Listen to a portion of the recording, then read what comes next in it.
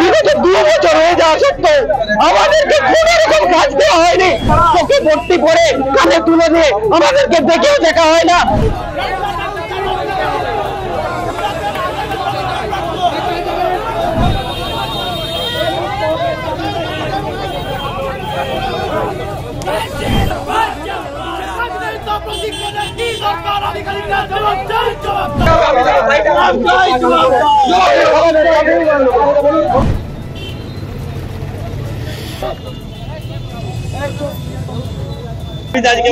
দেখুন, আমরা 2022 সালে আপদমৃত্যু প্রশিক্ষণ করেছিলাম এনডিআরএফ এর মাধ্যমে 12 দিনের রেসিডেন্সিয়াল ট্রেনিং।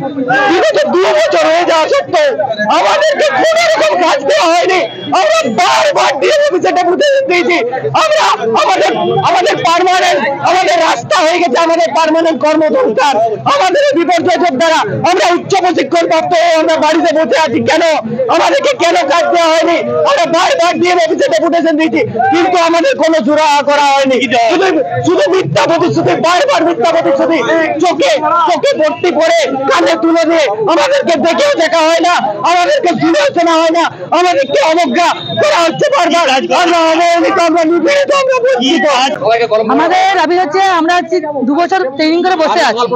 আমরা 2 বছর ট্রেনিং করাবো, আমাদের সবাইকে প্রতিশ্রুতি দেওয়া সত্ত্বেও আমাদের ট্রেনিং এর জন্য কোনো কিছু আমাদের না, আমাদের বাড়িতে চিঠি গেছে না, আমাদের ডেকে পাঠানো হয়েছে। সামান্য ভোট, সামান্য কোনো কিছু বিপর্যয় হলে আমাদের ডেকে পাঠানো হয়নি। এত কিছু হচ্ছে, বিএসএফ ম্যানেজমেন্ট সিভিল আর ফায়ার অ্যান্ড সেফটি সিকিউরিটিকে ডাকছে, কিন্তু আবেদা মিত্র যে একটা শাখা নতুন ট্রেনিং করিয়েছে, এই সমস্যাটা কোনোদিনই ওদের সমাধান করতে পারছে না। আর পুরো 2 বছর 2.5 বছর আমরা বসে আছি। আমরা তো আবেদা মিত্রের ট্রেনিং করেছি, আমরা এখন কাজ করিনি। তো আবেদা মিত্রকে এখনো কাজের স্যাংশন করানো যায়নি। আবেদা মিত্র যে একটা কাজ, আবেদা মিত্র যে একটা শাখা ডিএসএফ ম্যানেজমেন্ট আমাদের কোনো জায়গাতে আমাদের ডাকেনি। আমাদের বাঁকুড়া ডিস্ট্রিক্ট পুরোপুরি বসে আছে। আমরা চাই যে কাজটা সুস্থভাবে দেওয়া হোক, আমরা যারা ট্রেনিং করেছি তার প্রত্যেকের জন্য কাজটা পাই, এটা আবেদন।